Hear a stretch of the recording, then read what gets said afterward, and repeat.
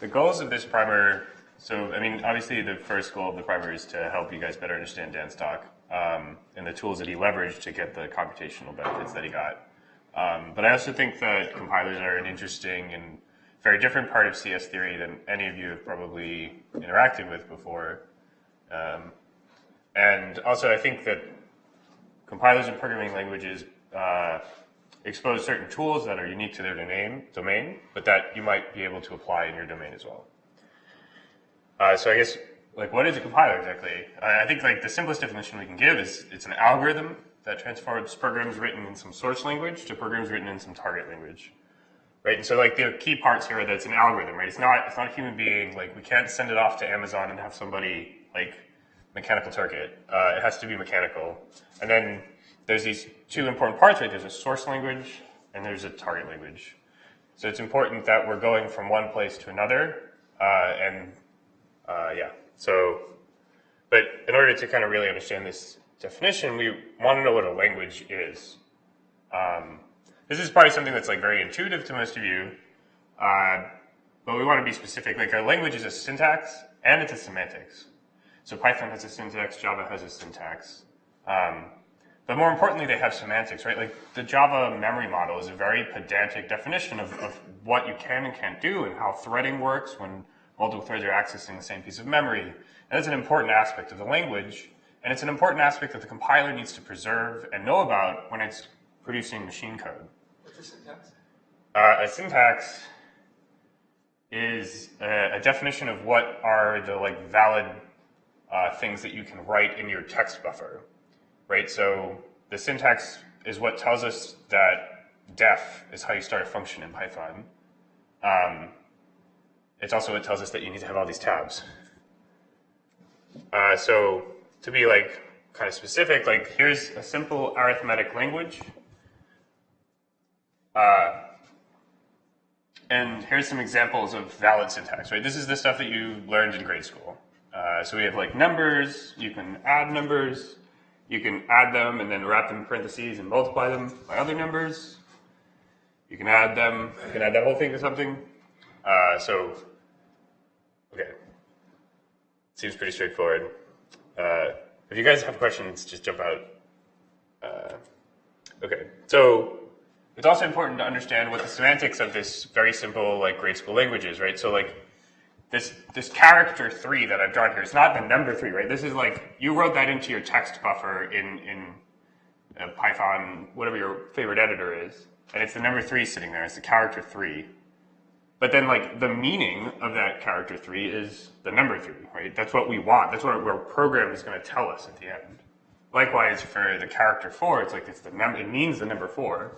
And the character 3 space, or the string 3 space plus 4, that's like, that, like, means 7, morally, in our head. If our grade school teacher asked us to figure out what that meant. And likewise for these other ones, we could evaluate them. So for this simple language, the semantics is obvious, but it's not always the case for more expressive language, and that's why we try to be pedantic about what exactly semantics is. So we can come back to, like, what is a compiler, and we can say that it's not just an algorithm that transforms programs in a source language to programs in a target language, but that we want to do this in a semantics preserving way.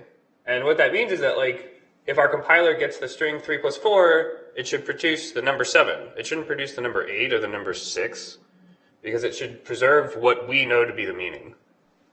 I have a question. Yeah. So does this rely on the assumption that in your source and target language you have the same space of possible semantics? It's a really good question. So I'm just comparing this in my head to language translation. Yeah. Like English to French. And there are going to be words in English that don't have an exact semantics equivalent in French and vice versa. So just that makes a compiler impossible. Is that right? Okay. Natural languages suck, and you definitely can't. Yeah, you can't achieve semantics preservation in a natural language because they're far too rich. Constructed computer languages, we should be able to achieve semantics preservation. if you define a semantics for a language that you can't implement on top of an x86 computer, which in turn is implemented on top of transistors, blah, blah, blah, all the way down to electrons and electromagnetism, like if you define some semantics that we can't implement, then there's no sense in having that semantics. It's just a mathematical oddity. Okay. Although this is sort of an aside, but in the deep learning world, where they're interested in machine translation between all these languages, the state-of-the-art method is to have some finite dimensional vector space where words in a language get embedded, and the way you translate is actually moving from a natural language into that vector space and then back out to another language. That's right. So in some sense, that vector space is the universal semantics for all human language. Yes. But it's good. It's hard to think about that in your head as like a real meaning of a word. But that's sort of an interesting, I don't know, parallel. I agree. Okay. So why don't we actually see what a simple arithmetic expression compiler would look like? So I picked the JVM bytecode compiler. I picked the JVM as our target language, and the language of the JVM is the JVM bytecode. So it's not too complicated, so I think we can get through it. So we need to define the syntax and semantics, right? So for the syntax, we're just going to take all of the strings that look like negative 128, negative 127, blah, blah, blah, negative 1, 0, 1, up to 127, and I've chosen these intelligently, right, because they fit in a byte. And then we're going to have all sorts of addition and multiplication expressions, right? So I've drawn some examples here. And you can sort of generalize. So I haven't like formally defined the syntax, but I think you know what I'm talking about here. So semantics-wise, again, it's the same semantics I brought up earlier, right? And it's what we intuitively know to be true about arithmetic expressions. The string 3 should give me the number 3. The string 3 plus 4 times 5 should give me the number 35. So we also need to know what our target language is. So the JVM is very complicated and detailed, but all you really need to know is that it's like a stack-based language. And so I guess where are the markers? Under the podium. Ah. Also, what does JVM stand for? Oh yeah, JVM stands for the Java Virtual Machine. So if you're programming in Java or Scala or Groovy or whatever, they're all running on the JVM. So, okay, so schematically what we're doing so far is we're going from some source language to some target language. And the JVM is our target language, and it has a stack, which I'm going to draw as growing downwards, okay? And all of the expressions in the JVM manipulate this stack. So there's an expression called bi push. Its meaning is sort of irrelevant, and it takes a number, but it has to be a byte. It can't be any bigger. And it puts it onto the stack. So after I run the bi push 3 instruction, my stack's going to look like this. So the top of my stack is now a 3. I have a bunch of empty space that I haven't filled yet.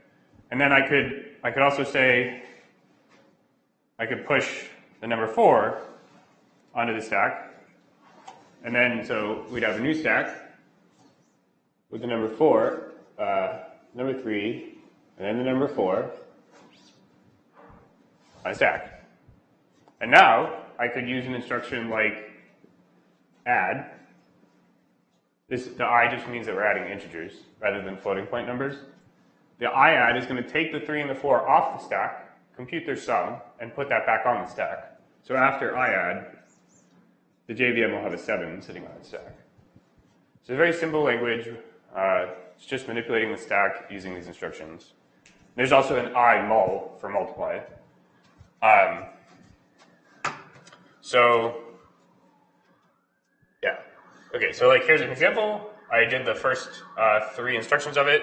You can probably guess what adding a bi push 5 and an I mul will do. It'll end up with a 35 on the stack. Okay. Yeah.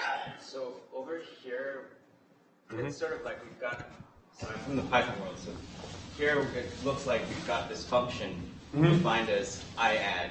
And I'm actually not really caring about how that looks underneath that function. I just know that that function iadd exists. It will guarantee to do those operations and all I want to do is take my string and compile it into a bunch of these functions lower beneath that. Is that right? Exactly what we're doing. And in fact, I think that's a really important point that you're making, which is that I'm giving you examples of the semantics of the JVM bytecode, right? Just like I said there was a semantics for arithmetic expressions, there's a semantics for the JVM bytecode. And the semantics for the JVM bytecode dictates that after I execute by push 3, there's a 3 sitting on my stack. And I get to just assume that, right? Somebody at Oracle made sure that that was true. And now I'm going to take advantage of that to compile arithmetic expressions.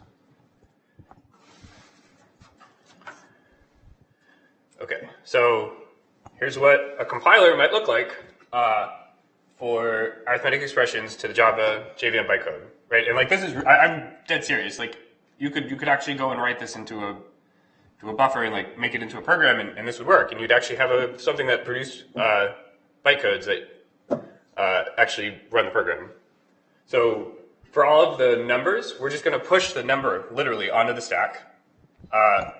For any expression that looks like something plus something else, right, x plus y, for any x and any kind of complicated x and any complicated y, we're just going to compile whatever x is, stick it first, and then we're going to compile y and do it next, and then finally at the end, we're going to add them.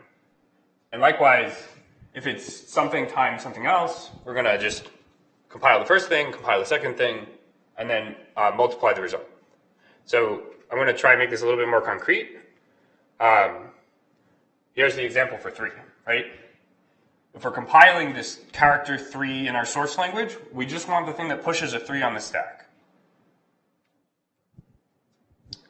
If we're compiling this 3 plus 4 in our source language, we have to use this rule here that allows us to break the addition down into smaller, more understandable pieces, right? So we don't know how to compile 3 plus 4 directly, but if we knew how to compile 3 and we knew how to compile 4, then we could just add the results and we would get the result that we're looking for. But of course, we know how to compile 3, that's just push 3, and we know how to compile 4, and that's just push 4. And so at the end, we have 3 plus, we push a 3, we push a 4, and we add, which is exactly what I did over here, and that ended up with a 7 on the stack, which is exactly the semantics, the meaning of 3 plus 4 in our source language. So is the output of this just another string of text? Yeah. Yes, it's a string of text, but written in bytecode. That last line. This is another string of text, right? It's BIPUSH space 3 space semicolon, yeah, text. At some point, we'd have to encode it into numbers for the sake of the computer, but it's kind of a triviality. JVM turns it into assembly depending on the hardware. Right, because the JVM, and I'll get to that, but the JVM is another compiler that's lying under our compiler, and then under that is another compiler, and Compiler's all the way down. yeah, exactly, it's turtles. Okay, so what about 3 plus 4 plus 5? I imagine that this is perhaps belaboring the point, but again, we can say, well, the way to compile 3 plus parentheses 4 plus 5 is you just have to compile the 3, compile the 4 plus 5, and add the result. So we can break it. Parenthesis error in the original expression. Oh, you're right. Wow. See, the wonder of doing your presentation in Emacs is that you can live edit it and fix it. There you go. So, thank you, John. Years of math grad school paid off. Right. So I mean, you can just stare at this. It makes sense, I hope. It's more or less exactly the same as the last slide where we had compiling 3 plus 4 all the way down to push 3, push 4, add, except that now we also have to do this compile 5. We can push 5, and then this whole thing, we could run it, we could pick up where we left off, push a 5, and add them, and get 12. Which is in fact what this should mean. So you've just described as kind of an implementation strategy for compilers, right? Yeah. Just to break it up into little chunks and then do it recursively. Right. But if we're just putting things into compilers, do we really care how it's compiling? Do we really care how it's compiling? I don't care if it's doing it recursively or somehow analyzing the entire program all at once. Well, but if you're writing a compiler, you might care. Right.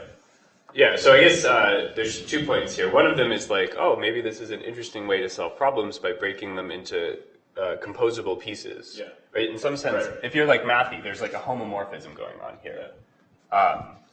And in another sense, like, you should write compilers because you want to operate at a source language level that's closer to your problem domain, right? And this is exactly what Dan did. He has the problem domain of graphical models, and then you can compile that into something that's like super efficient CUDA C, right? And like, I don't even know how to do that.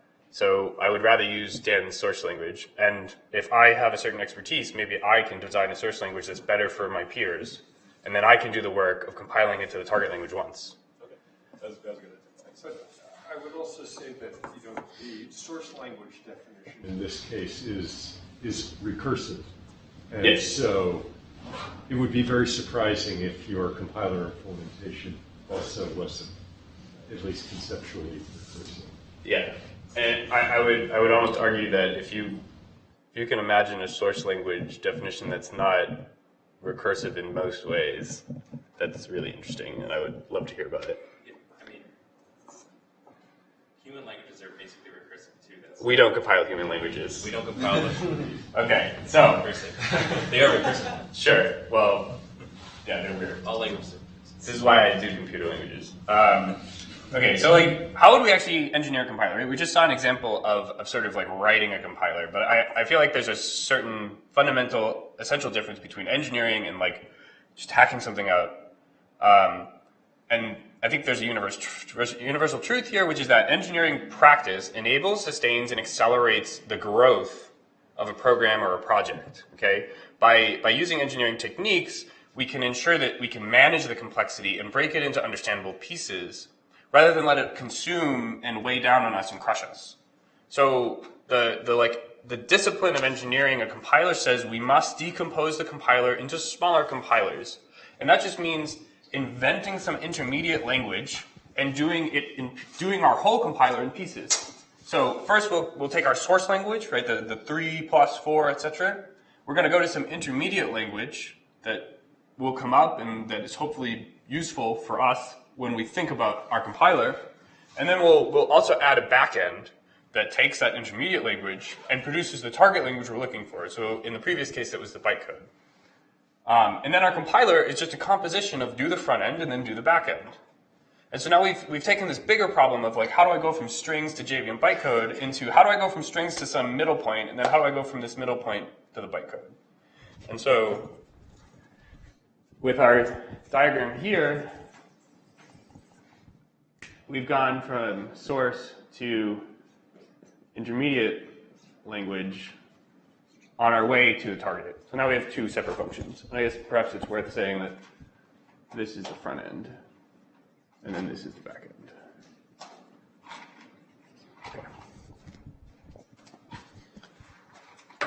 Okay. So what is a front end usually when we're building compilers? So a front end primarily has a job of parsing the syntax of the source language into an abstract syntax tree, right? So probably all of you have programmed in Python, probably all of you have gotten parse errors, right? That's the front end of the Python interpreter, like failing to understand what you've written down. Okay, but what is an abstract syntax tree? This is kind of a term I just added. So an abstract syntax tree is just some data structure that represents the program that you've written in your text buffer, right? So computers, yeah, that's what I'll say. So here's an example of an abstract syntax tree that could be our intermediate language for that arithmetic expression one that I showed earlier in Python. So we have like an integer class. It takes the value of that integer and stores it in a field. We have an add class, and it takes a left and a right. And so those left and right are other expressions in our language, and likewise for multiply. Okay. And so integer could contain an add in its value, right? could contain an add. No. Oh, yeah, actually, this is a good point. So on this slide, I wanted to like give a concrete example of what this might look like, right? So the point here is that we're kind of building these, you might have heard of parse trees, and that's what like this abstract syntax tree is very closely related to. So this expression that we've been evaluating, 3 plus 4, we could represent this sort of as a compound data structure that looks like this. So we have like at the top level there's this addition node, and it has two children, a 3 and a 4. And so this would be the equivalent of having, we're calling the add constructor, and then we have the integer constructor. We have 3, and then we have the integer constructor, and we're giving it 4. Right? That's what we're doing. And like if you had 3 plus 4 plus 5, that would be, so 3 plus 4 plus 5. We'll have an add node here. 3, 4, 5. Right? And you could imagine what it would look like if you wrote it in Python. And part of the point that we're doing here is we're sort of removing the some of the ambiguities that are present in the like lexical, the textual representation here, right? You in 2nd grade learned that you should do, well, I screwed this up. You're supposed to do the 3 plus 4 first, right? So this should have actually had the 3 plus 4 on this side, but if you're doing right associativity, you would end up with this sort of a tree. And it would mean like, to do this, you first have to do 4 plus 5. But Tim, I think, yes, I was about having an add method on integer. That's execution, right? But this is purely just a But in representation. this model, I think you can't get that. Pardon me? I think that you can get an integer. The value of an integer is never going to be another AST node, right? The value, no. Right. Yeah, so this is maybe part of the trouble with doing it in Python. The types aren't there to help you. Yeah. The type of this should be like string or integer, right? Where the string would be the string representation of the integer. And then left here's type should be like expression, and right here's type should be expression. I had Java and then I got rid of it. I'm not sure exactly what the universal language of this audience is, so I figured it wasn't vectors in a high-dimensional space. And then I have the example written here on the slide: 3 plus 4, add integer 3, integer 4. Okay, so that's what the front end is doing, right? It's taking this text and it's producing kind of this data structure that we can do. And great, we built a front end. But we still need a backend. How do we do a backend? So the backend, right? So the backend's job, as I said before, is to take this data structure that we've built and produce like real computer language programs.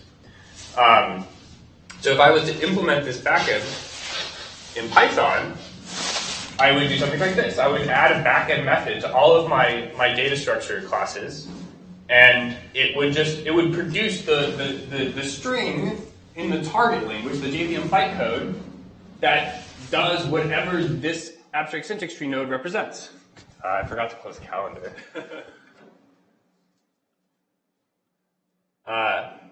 So I don't know if maybe this isn't super clear. So just to be totally pedantic about it, I'm going to do the thing that you never do, which is live code. So if I do integer 3, okay, so maybe I'll make this a little bigger even. There you go. It's probably big enough. Integer 3. What should this return? DI push 3. DI push 3. Bam.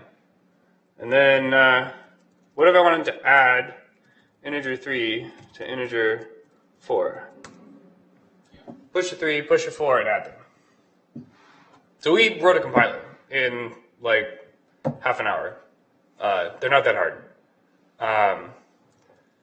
You need a little help getting it down to the JVM bytecode, but that's sort of, somebody already did that. It's not important.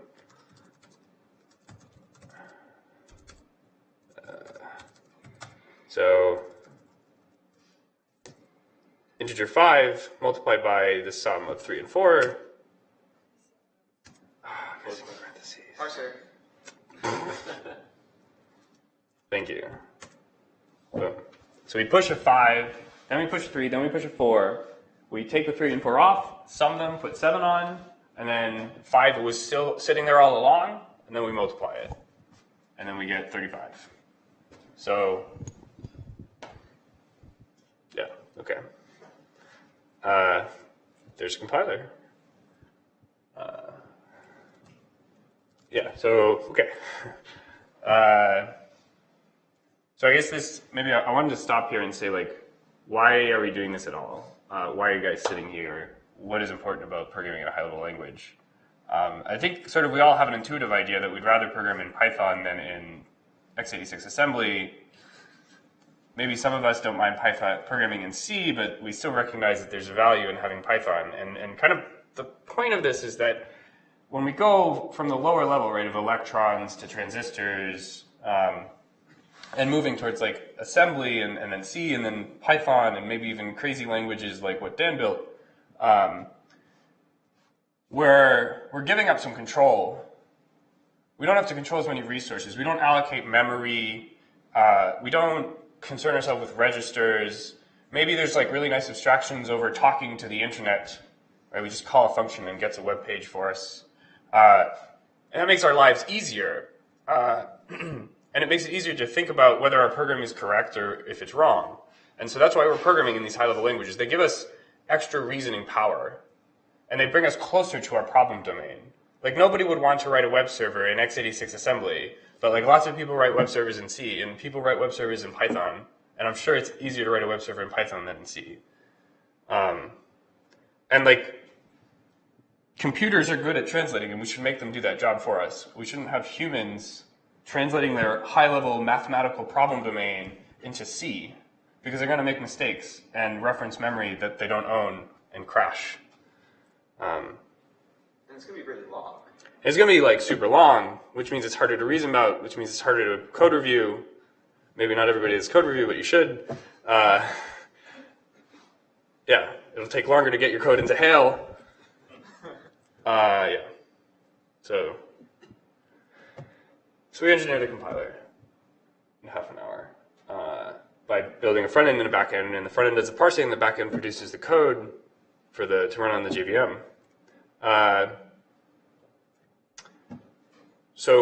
But as our compiler gets bigger, I just wanted to say that we can also add more and more points in the middle to make our compiler even taller, and use this vertical compositionality of compilers, right? You can always stick another one in between anywhere, and then you can take your big problem and make it small again, right? Every time that your problem gets twice as big, you just add twice as many phases, and your problem becomes small. And it's worth saying that like these intermediate languages, although I've written them as 1 and 2 and 3 and 4, they don't necessarily have to be different. You could have a pass that takes intermediate language 2 and goes back to intermediate language 2, but maybe it changes things around in some way. Like maybe it turns floating point computations into integer computations, or something that, whatever makes sense for your problem domain. Maybe it simplifies arithmetic expressions, right? Because I don't actually have to run 3 plus 4 in the JVM. I can do that in my head. And another thing, when we start to think about this idea of scaling up, is like, you should steal when you're a compiler writer. You should steal the JVM, and steal the Java compiler, and steal the C compiler, right? These all exist. You don't have to write x86 assembly. You can generate a bunch of C code, and then have a sweet C compiler turn it into vectorized instructions. Or you can generate a bunch of Java code with classes and objects, and that'll get not quite as performant code. But you know, your compiler now is just, you wrote a front end that creates some syntax and then produces some Java code, and then the rest of your compiler is Java C, right? You're stealing. Stealing is good. So, okay, how to engineer a compiler. Great. Oh, God, I blew the... Oh, no, you didn't. Like, what is missing, I guess, is the question. Like, we can produce bytecode. But like, why do people program in C instead of Python? There's a reason. Performance. Speed. Maybe memory if that's your domain. So compilers can help there too. That's what an optimizer is for. And it's actually probably the classic example of a middle end that goes back to the same language. So an optimizer is going to make your program look fast, right? Because you're writing in the high-level language that you're not dealing with resources yourself, so the compiler has to deal with them intelligently so that you get speed. And I think the most important thing to remember here is that the optimizer needs to be semantics preserving but performance improving, right? I could make all of your programs really fast if I compiled them to the return 0 program. But that's not the program that you want. You want the program that actually computes pi to 1,000 digits or something. So that's what we want to do with an optimizer, is build a semantics preserving, performance improving pass. So how do we do that? So here's a common, really classic optimization problem. Back in the 60s or 70s, somebody invented this. So we're computing 3 plus 5 3 times, and then we multiply it a bunch of times, right? And we're unnecessarily recomputing 3 plus 5 over and over again. There's no reason to do this. We should compute it once, put it in a variable, and then reference it 3 times. And in fact, that's probably what all of you would do. But we don't need you to do it. We can have a compiler do it for us. The only problem is that we don't have a way of talking about variables, right? Our language is just addition and multiplication. There's no variables. But that's okay. We can enrich our intermediate language to add variables. And then that allows us to express the common subexpression optimization in our language. So you can make the intermediate language more powerful so that it enables optimizations and reasoning that you want to do. So maybe, I don't know if I actually want to draw this one. So we're starting with an expression that is this like kind of deep tree. You swapped your pluses and times. Probably, yeah. I didn't do a PhD. So we can compose all of So look, we have this like times 3, 5 thing appearing a bunch of times. But if we had some special syntactic node that let us be like, I don't even know how I want to write this, but like, let x be multiply 3, 5, and then down here, we can just do plus n or x,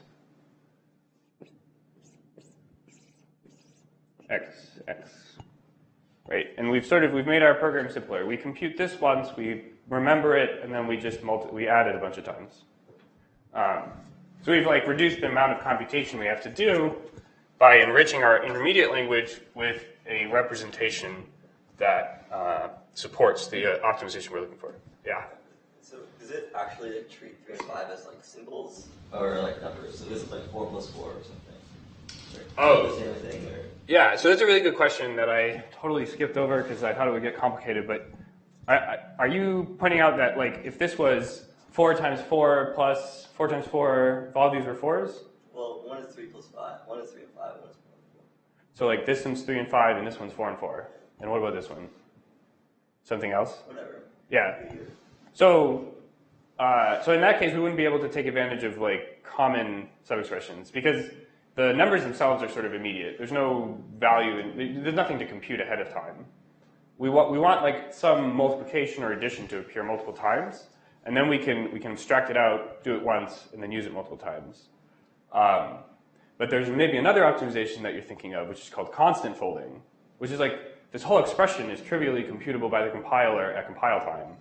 And there's really no reason to do it at all. You could just compile this to 15 times 3, and then compile that to 45, and just stick that number 45 in your program. But then we wouldn't have a very interesting output. Does that? You get the same output, right? You get the same output, but the program that is output is less interesting. Yeah, it's not. Yeah, exactly. It's better. The target program is faster, but not as interesting. As an example. But with does the compiler that goes from Java code to bytecode, would it do that? Yeah, so there's definitely some constant folding. Like you could, I won't do it on live, but you could type into a Java buffer like 1%2, right, 1 mod 2, and then you can compile it with Javac, and then you can look at the source code with Java p-c, and you'll see iconst 1, which is the constant one. Yeah, so, and C compilers do this on crack compared to Java. Okay. Then if C should be performance improving, can it always be? Isn't there like a limit as to how optimal No. In fact, if I was able to create the optimal computer program, I would have solved the halting problem.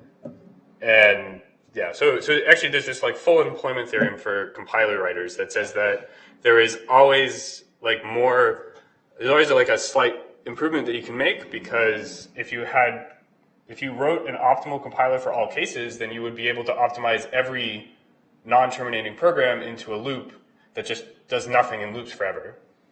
Yeah. Can you explain?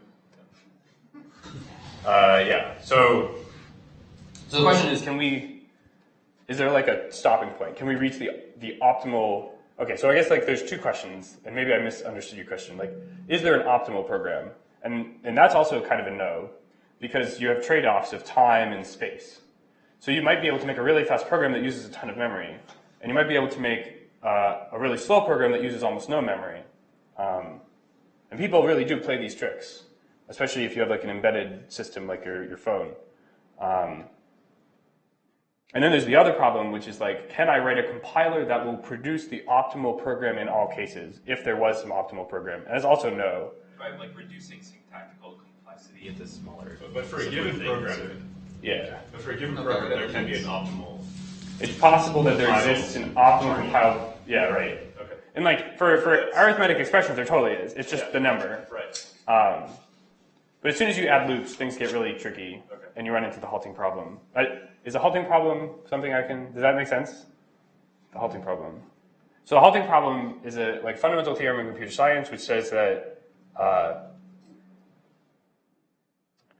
you can't write a program that tells you if another program runs forever or not. So there's no way to know if a program, if you've written a loop that doesn't stop. I'm not going to try and prove that here, but that turned out to be a problem for like compilers. And a so-called optimal compiler would An optimal, solve that, yeah. the halting problem. Right, because it would take every complicated loop where you like print a bunch of crap and just optimize it to run forever. Like for I equals 0, while I is greater than or equal to 0. Okay, and so intuitively there's some like any given compiler that you actually write, there's sort of only some level of complexity that it can reduce. It can't go further than that in some sense. Yeah, and usually you have heuristics that try and do a good job. Okay. So another kind of optimization is using what you know at the language level that you're working at, right? So we talked about having this stack of compilers and having multiple intermediate languages. It's also really valuable to do the optimization at the right point. So here, I have this simple Python function that takes so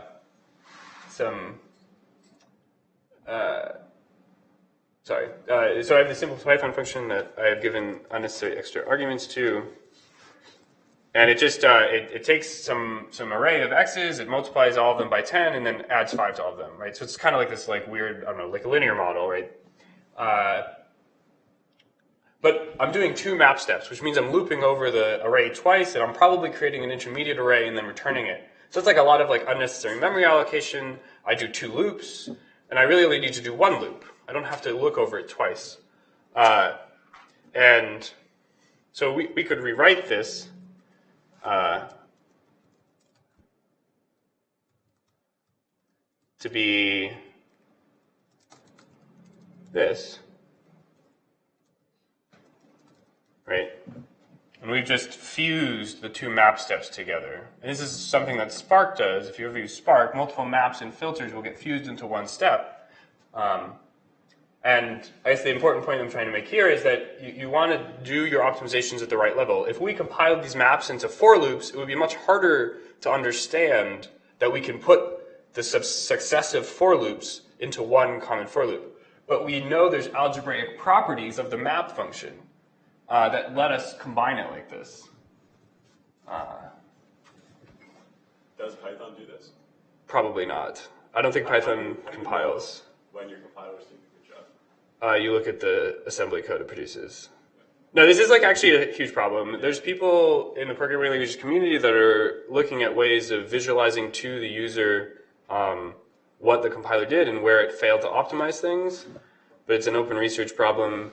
In the 80s, I think, or 70s, there was a compiler that would actually talk to you, not like voice, but it would be like, oh, like I see you've written a loop here, and I can't optimize it because you did this dumb thing.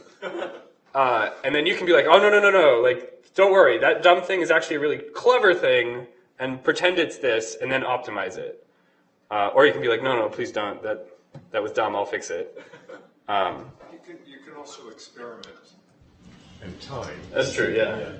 You just run it different versions and see how it goes.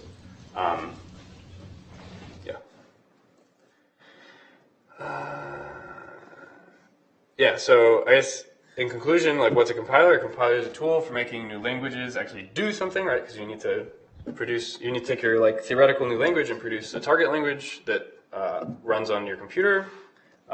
If you design a special programming language for your domain, it'll be closer to your domain. It'll be easier to express your problems in that special language. And a compiler converts domain-specific languages to closer to the meta languages,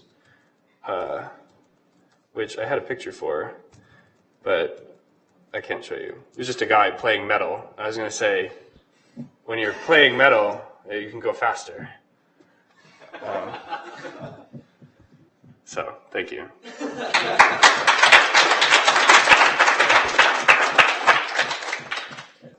Cool, so I should thank Dan for taking a bullet for me and trying to explain what a compiler is.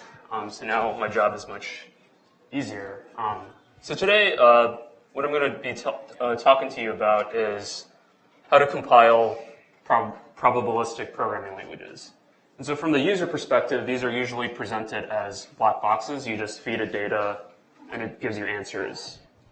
And today, I'm going to give you a programming language, or PL, perspective on this. So we're going to try to take this black box apart and try to explain how these things are built. And hopefully this will give you a new way of thinking about how to approach modeling or how to build these kinds of systems. So I should start with what a probabilistic model is. So hopefully most of you have seen this kind of thing already, but if you haven't, it's basically a way to use the language of probability theory to build in assumptions and to build models and to explain how data is generated. So up here I have sort of a graphic that illustrates this for a specific model called the Gaussian mixture model. And so this is intended to be a clustering model in n-dimensional Euclidean space. And sort of the generative storyline for how these eventual points are generated is that first we're going to sample, say, 3 clusters in 2D space, and then for each point we're going to choose which color it belongs to, and then generate from a Gaussian centered around that point. And so in this modeling process, you're basically describing how the points up here are generated. And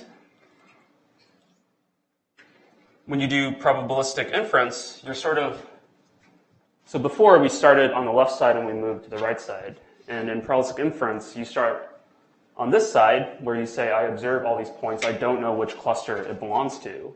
And I'm trying to figure out which cluster each point belongs to, as well as sort of the covariance and the location of the clusters.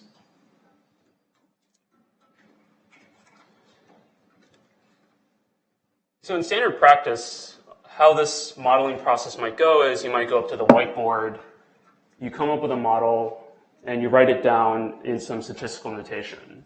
And then you have a human or an expert come along and translates that into an inference algorithm that you implement in some programming language.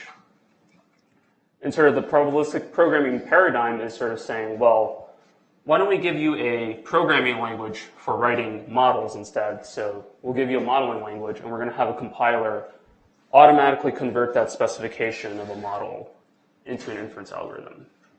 And so before in Dan's talk, this inference engine was, say, the JVM interpreter, and here it's abstractly some kind of Bayesian inference engine.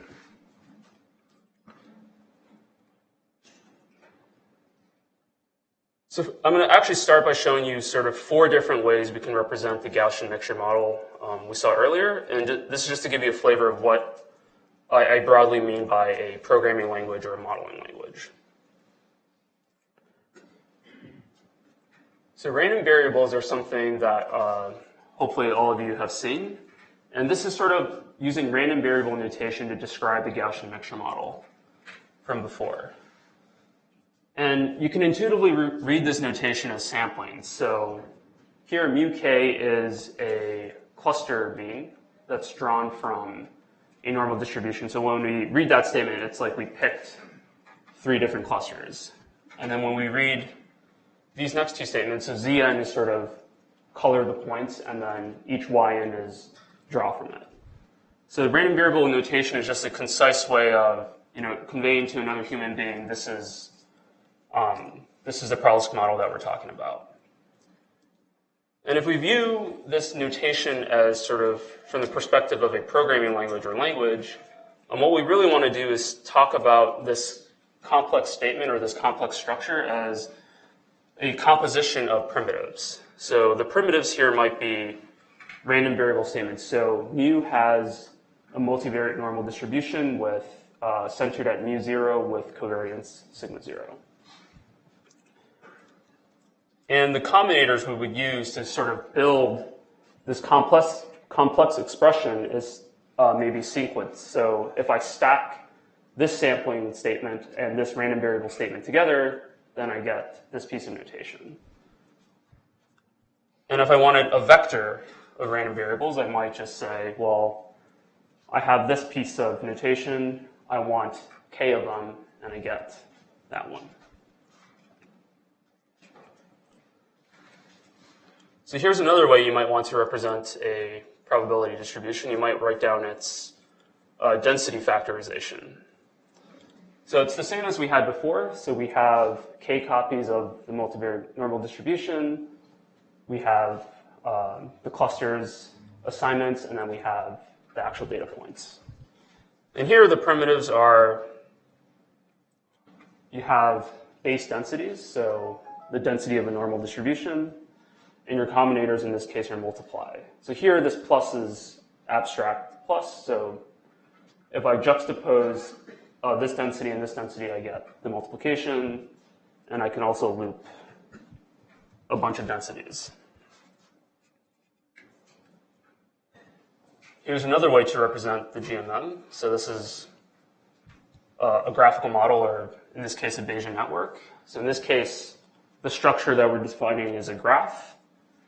Primitives are smaller graphs, and sort of we make this bigger graph by sort of combining graphs. So get the nodes with the same names and then just merge them together. So all of these notations that I've shown you before, they're more informal, and there's no fixed way of putting them together. And to get this into a form where a compiler can sort of automatically transform this into an inference algorithm, we're going to need some more formal notation. And this more formal notation is like a programming language. So up here I have this random variable notation, and we're going to just write some programming language syntax. In this case, this is Python syntax that sort of mirrors the random variable notation. So here we have k copies of mu k. So here we're going to write a for loop that samples k copies of the multivariate normal distribution, and etc. And the primitives for combining this are what we saw before. So we have sampling statements, and then we can sort of sequence statements, loop statements, etc. And sort of the key idea behind sort of defining languages is that we're going to build complex structures by composing basic primitives. And so we saw this with random variables, the density factorization, the graphical model, and the probabilistic program. And from my perspective, these are all just the same thing. It's just that a compiler would prefer to have a more structured presentation in terms of a probabilistic program.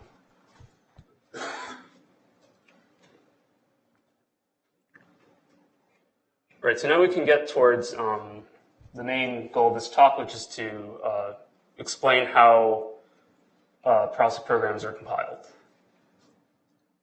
So up here I have sort of two examples of more widely used probabilistic program systems. So I think Bugs is probably one of the most widely used ones. So each kind of system, so by system I mean sort of the modeling language, the compiler, and the inference engine. So the system is the whole thing. So each system gives you a modeling language. So Stan and Bugs both give you some kind of modeling language for you to write your probabilistic models down. They each have their own compiler, and they each implement their own inference engine. And as a PL person or as a compiler person, one of the questions we want, so I mean, we can always create another system with another language, with another engine. But what we want is to manage the complexity. We don't want to build 50 different programming languages with 50 or like hundreds of different compilers with hundreds of different inference engines. We might want to, say, combine this sampling engine with this sampling engine. And we don't want to have two different languages that if you want to do Gibbs sampling, you have to use Bugs. And if you want to do some gradient-based sampling, well, you have to use Stan. So we want to find some common way to factor this out. So actually, if we look at the GMM from before, we have some discrete variables and we have some continuous variables. So if I were to write this in Stan, which only does gradient-based MCMC, for instance, in this case, I would have to manually sum out the discrete variables, or I couldn't use Stan for this case, for this example. And similarly, for something like Bugs, I might want to use Gibbs sampling on the discrete variables. So in this, sorry, I can't hear you. So I believe that the latest version of Stan, version 2.12, does have support for categorical variables. Yeah, so I think they do support categorical variables. But you have to write your program in a weird way. So basically, you manually sum it out. So I guess here I mean more like native support. Like I can just write down, I want a categorical distribution.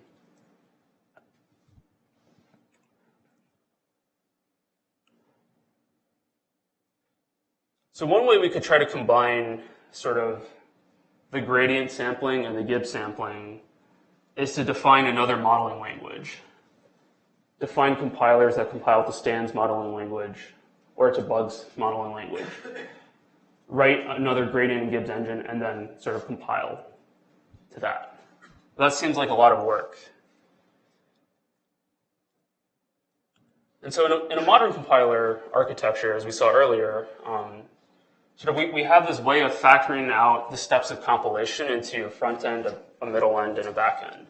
And we're going to write our compiler as a composition of first compile to some intermediate language, then do some optimizations or analysis in the middle end, and then compile to a CPU or some other piece of hardware that you might be interested in. And again, this architecture is nice because it gives you multiple, you can have multiple source languages. So like you could compile C, Java, C++ to the same intermediate language. Reuse the common parts. So here, if I have a nice optimization on this intermediate language, and I compile C and Java to it, then I can sort of write in C or write in Java or write in C++ and take advantage of the optimizations all in one framework. And I can sort of target multiple architectures.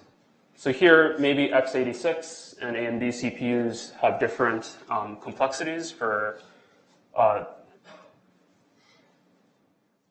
they may have different instructions or different complexities for those instructions. And so you might want to have different backends for that. You might also have like a heterogeneous architecture, in which case you want to leverage like a GPU if you have some highly data parallel computation that you want to take care of. And so if we just look at the two systems from before, we can just say, well, maybe what we should do instead is define an intermediate language, compile standard bugs into that intermediate language, and then compile to the different inference engines.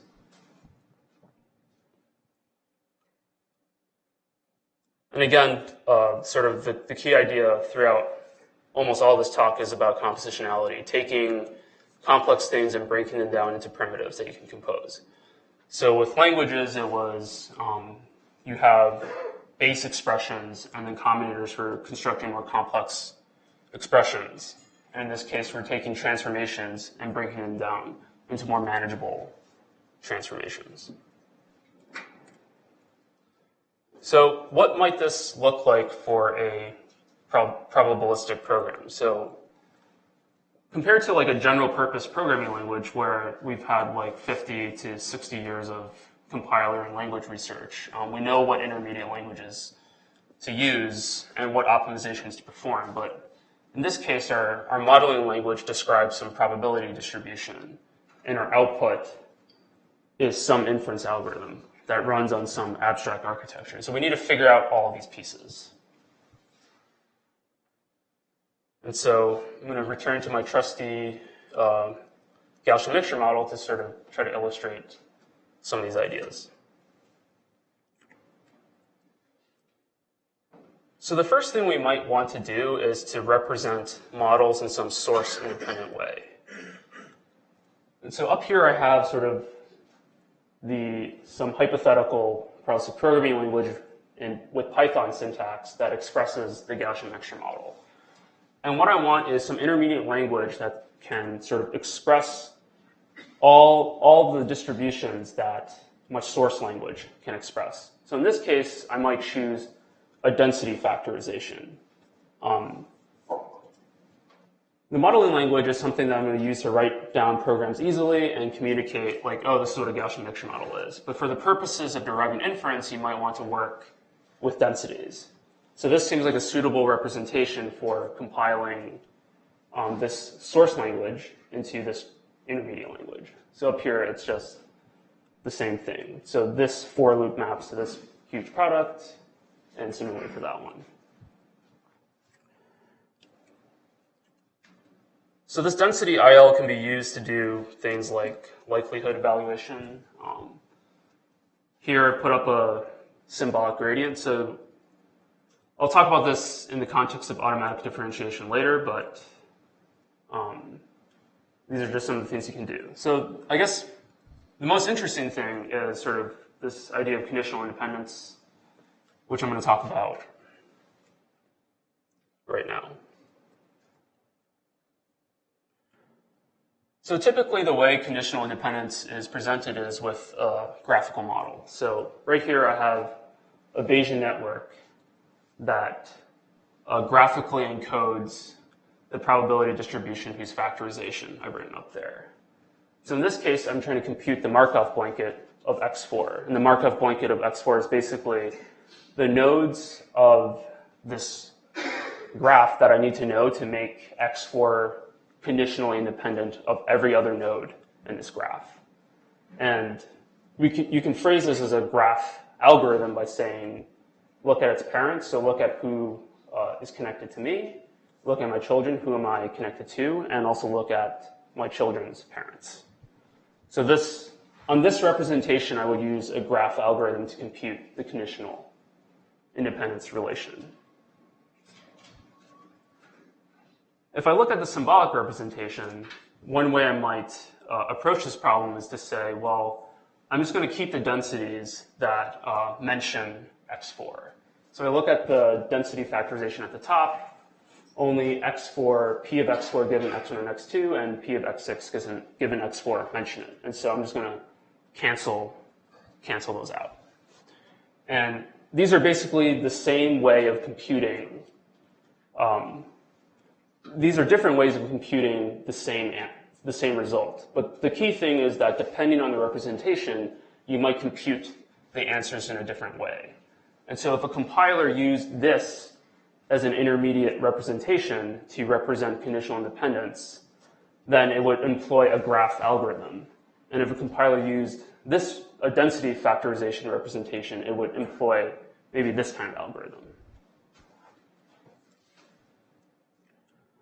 So in this case, there are no loops. And by loops, I mean these huge product symbols.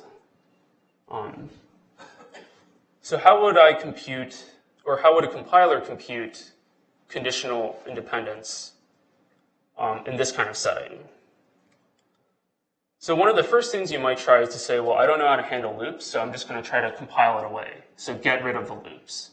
So up here on the left, I have sort of the graphical model encoding of that density factorization unfolded for n equals 3. And on the right, I have the same thing for the density factorization. So once we compile away the loops, we can sort of run our previous algorithm. So here, I get its parents, its children, and its children's parents, which is itself.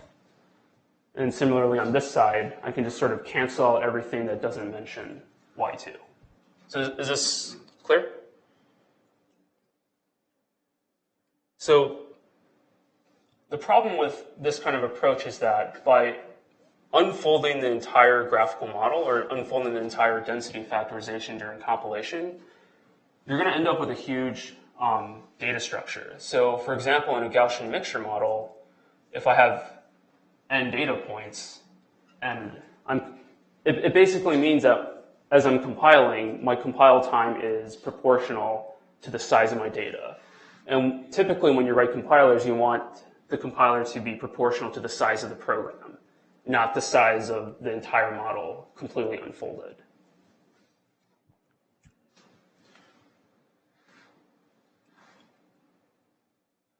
So clearly the first approach might not be very scalable if I have, terabytes of data. I don't want to write a compiler that operates on a terabyte-sized data structure. So the second approach is just to try to compile, deal with loops directly. And in this case, we're going to deal with the loops symbolically. So one of the first things we might say is that, well, our previous algorithm said that we're going to eliminate the densities that don't mention y2, or in this case, yn.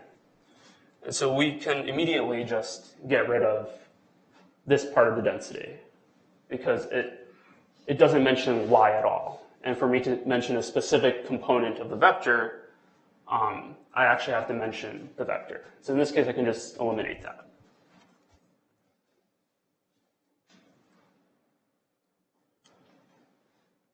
And as you may have guessed, the problem with this approach now is that sort of our answers are approximate. And in fact, they contain too many density factorizations. So if I wrote a compiler that approximately computed the conditional independence relation and I stopped at this point, I would end up with, again, the unfolded representation here, something that has way too many densities compared to something that, when I unfolded it and computed it precisely, I only got these two things. Whereas here I have six base densities. So what can we do? Well, we can sort of teach our compiler to reason about densities. So one of the first things we can teach it is factoring. So here I purposely wrote the indices differently because in this case, for the compiler to for this to be a valid transformation, it needs to argue that the bounds of the products are equivalent. So in this case, you can look at the syntax 1 and 1 and say that these are equivalent. And similarly for n and n. And so I can actually factor these and rename it to, say, j.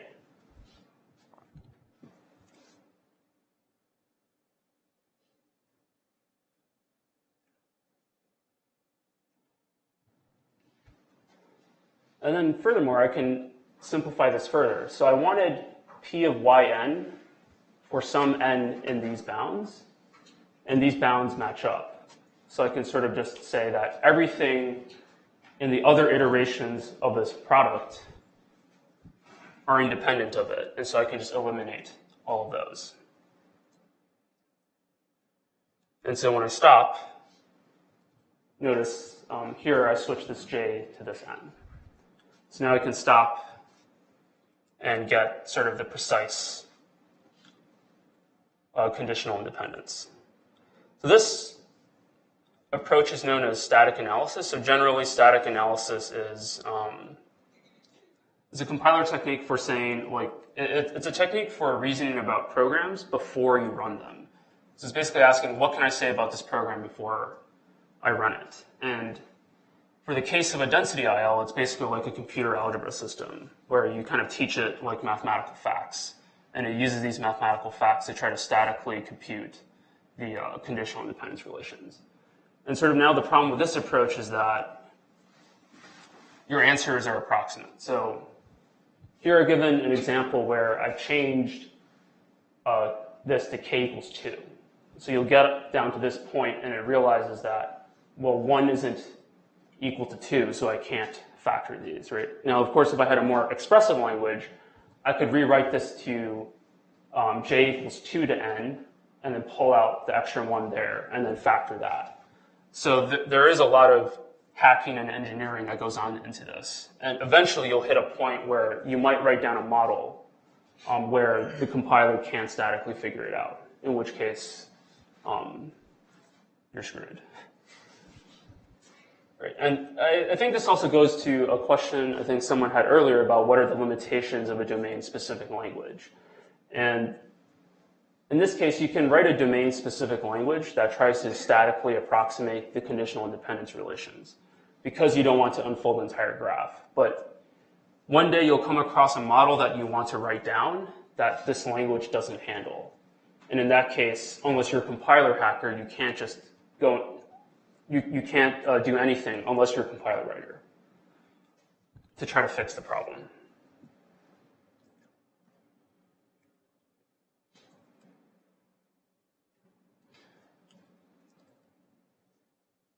Right, so we've seen some examples of modeling language. We've seen the density IL.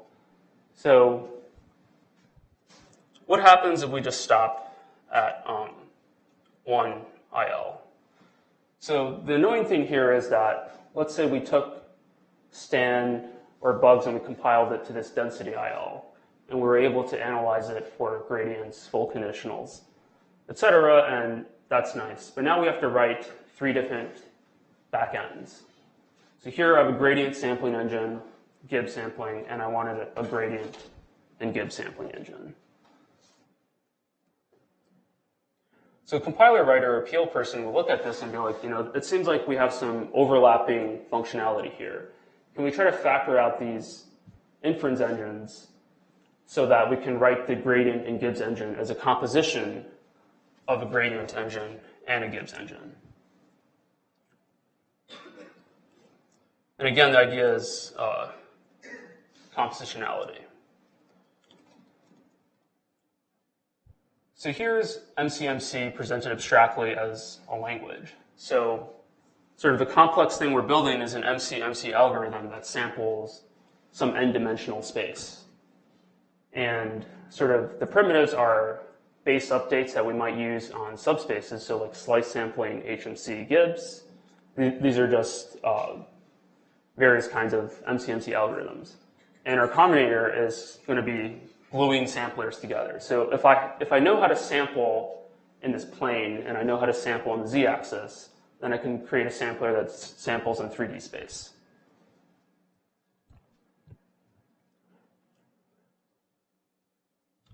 So you can expose it as sort of this really simple programming language says, you know, do Gibbs on mu, do Gibbs on z, and then glue the samplers together. And this language is simple enough that sort of, you know, I don't think a user would be unhappy writing down. And also compiler heuristic can figure this out. And so just for the GMM, there are And with this simple combinator language, you already have a bunch of different MCMC algorithms that you can write.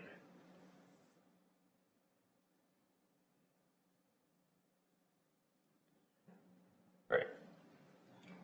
So that language that we saw before was the kernel IL. So this density IL was meant for representing models, and now we want a separate language for representing inference algorithms.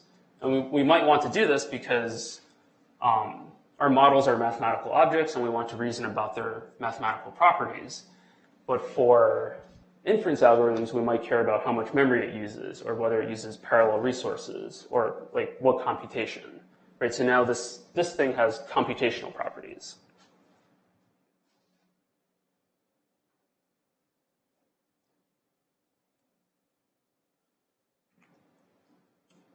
Right, so back to gradients. So before, when I just showed the density IL, I showed that maybe you wanted to do symbolic differentiation. So this is something that you learned in calculus class.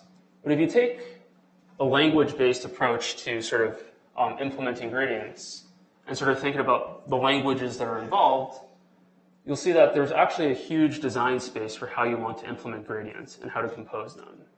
And so automatic differentiation is this technique for sort of taking derivatives or implementing derivatives for programs that implement numerical code. So one kind of automatic differentiation might be at runtime. So your engine does automatic differentiation. So this might be like a TensorFlow kind of framework, where you generate this computational graph, and at runtime, it computes the derivatives automatically.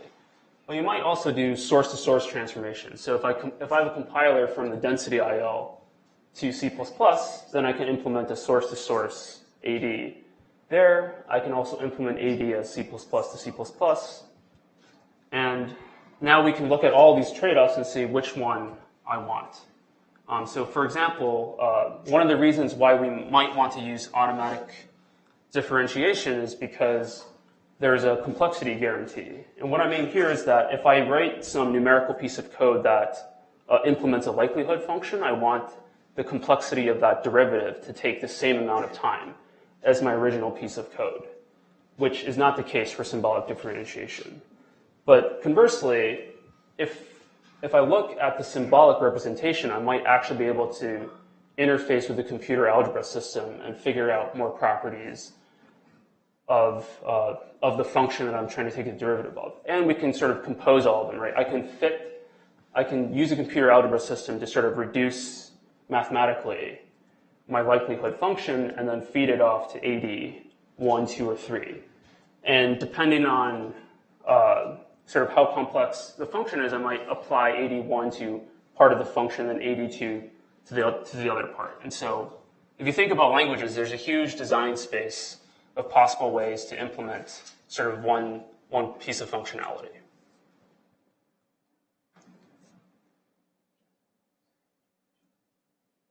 What's the language interoperability thing in the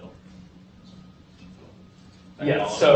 So let's say I write C++ code and I call some C++ library, and I want the automatic differentiator to go inside that library. And so if I used AD number 2, I might be able to reuse a lot of C++. But if I did this, say, at a symbolic level, the compiler would have to know about.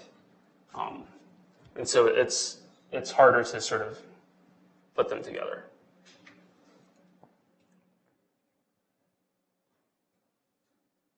Yeah, I should also say that sort of if you do a source-to-source transformation, then there are more opportunities for optimization. So you could do like the constant folding, et cetera.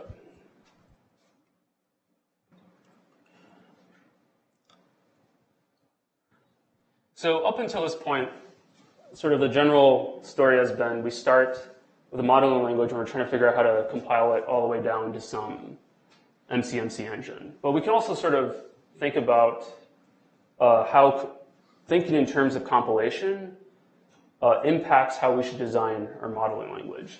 And so I'm going to give you an example of this in the probabilistic modeling setting where if I gave you these two Python loops, which basically sample k-IID samples from this multivariate normal distribution. And I let you write down loops. So the second loop is probably written in a very non-intuitive way, but if I give a user a feature, they will use it. That's sort of like the general. It's like the general PL philosophy. If I give you a feature, users will find a way to use it in a crazy way. And so one of the things about language design is that, well, maybe you just want to make it harder for a user to write down crazy programs. And because it's harder for a user to write down crazy programs, then a compiler has a better chance of optimizing that code. So in the modeling setting, a lot of times we want IID variables. And so here I have something called a parallel comprehension, which notably doesn't let you name the index of the loop. And in that way, you can't even have interloop dependencies. And the semantics of this is, well, I just want k things, and it can be executed in any possible order. And in the GMM, I showed all these loops can be written as parallel comprehensions.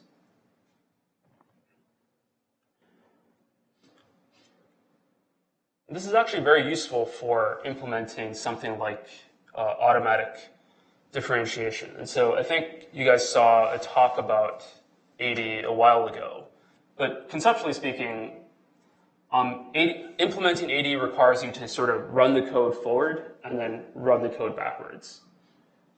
So in this loop, you would sort of loop it from 0 to k, and then from k back down to 0. And in general, to sort of do the reverse pass, you need a stack to keep track of the order of computations. But if you look at this from the perspective of a parallel comprehension, which the semantics, again, is I can execute this in any order that I want, then you realize that the reverse pass and the forward pass is equivalent, and you can kind of just optimize the stack away. And so in reverse mode AD, you're actually, or as opposed to forward mode, you're basically trading off, you want better time performance at the cost of increased memory usage. So that's the trade-off you're making between those two kinds of AD. And if you have a cleverly designed language, you can actually sort of get the best of both worlds. So get the time win and the memory win as well.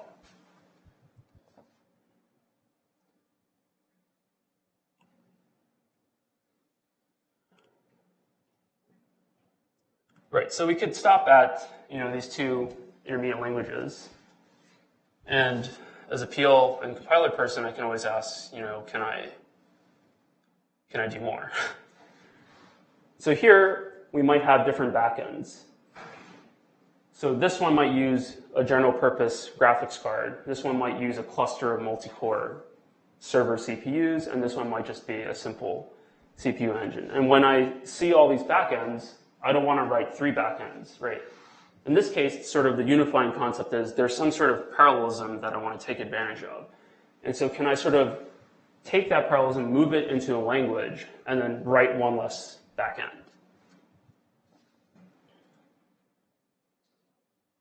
So hopefully you get the idea. So like this Augur v2 is a system that I've built that tries to use sort of languages to factor out the common portions. As you can see, it uses a lot of intermediate languages. So at the top level, you might want to, so the front end, the job of the front end is to translate sort of whatever surface syntax a user has and translates it into a density factorization. And at that level, you can sort of optimize it, discover mathematical facts like conditional independence, etc. Then the middle end is tasked with generating a high-level MCMC algorithm. And then you have this backend that does things like bound the amount of memory that's used and reify the parallelism and sort of get it all the way down. And finally, you sort of have like a CUDA or C compiler again.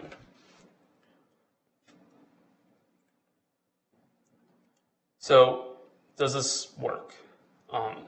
So here, this is a graph of a log predictive probability. This is basically a proxy for how well your learning algorithm is doing, with the idea being, as I give you more time to learn, you should be able to make better predictions. And so basically, all these graphs look the same. The only difference is the time and the kind of algorithm I'm using to do learning. And so if you sort of use these intermediate languages to sort of specify your algorithms and take advantage of all these different optimizations, for Augur, you can sort of write a bunch of different kinds of inference algorithms. And we can compare it to sort of JAGs and STAN. So this is just to show you that all the inference algorithms have the same behavior, but for Augur, you can sort of write many different algorithms as well as get some performance wins.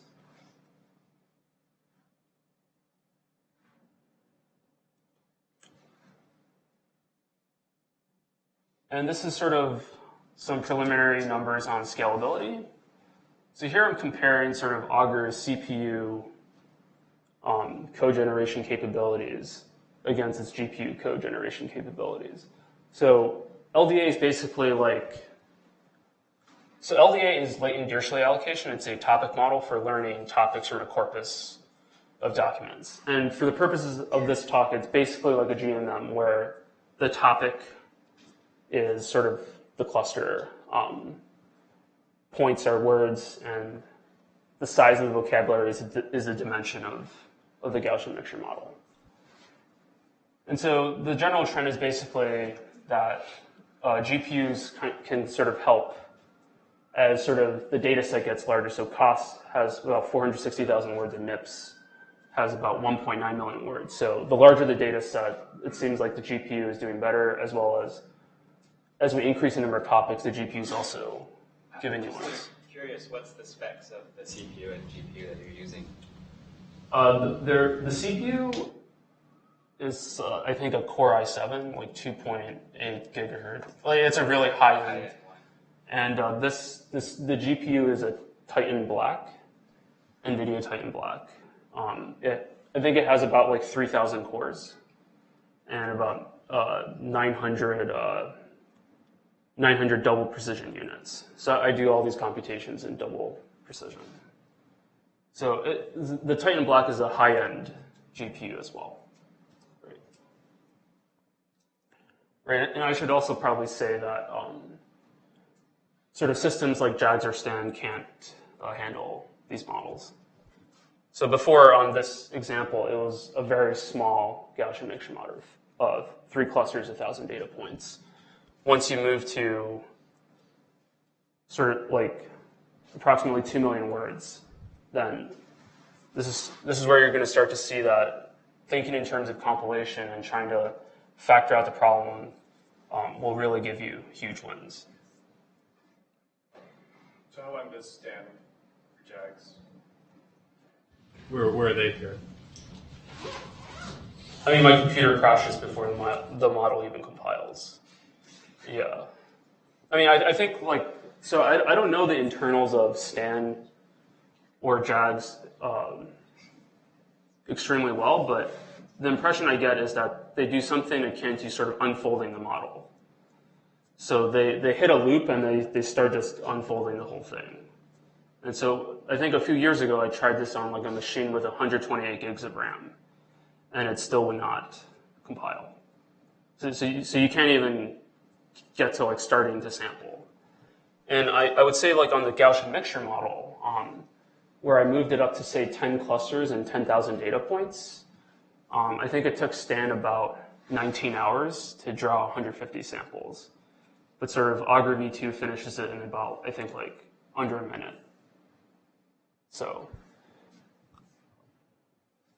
About what problem size do you run out of memory on the GPU? So I think the Titan Black has about 6 gigabytes of memory. So even for a model like this, it should be fine. I think, yeah.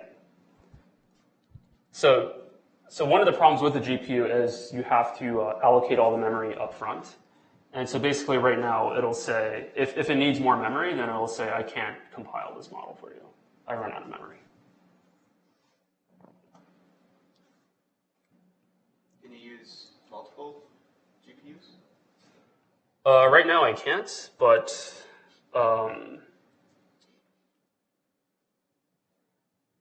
These intermediate languages, I didn't really say anything about them, but they follow a programming model called what's called a partition global address space programming model. And that's basically programming as if you have a giant array of global memory that can be accessed by any computer.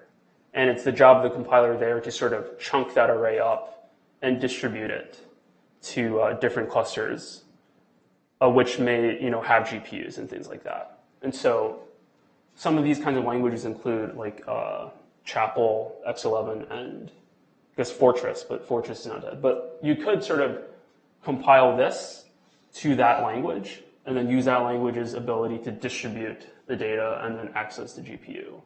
And so this is another reason why you might want to build a compiler, because for me, the most interesting part of the problem was figuring out how to do the front end and the middle end. The back end is more traditional compilation. And so now we can sort of borrow from other languages and sort of take advantage of everything we've done higher up the pipeline. Great. And again, the key idea is sort of compositionality. So define a language that lets you express the problem you care about in terms of combining smaller primitives. So we saw this with representing models. Define a complex probability distribution by defining primitive probability distributions and giving combinators for combining them. We saw this in the kernel IL, which is, you have a complex MCMC algorithm. You define that one by sort of breaking it into primitive-based MCMC updates and sort of combining them.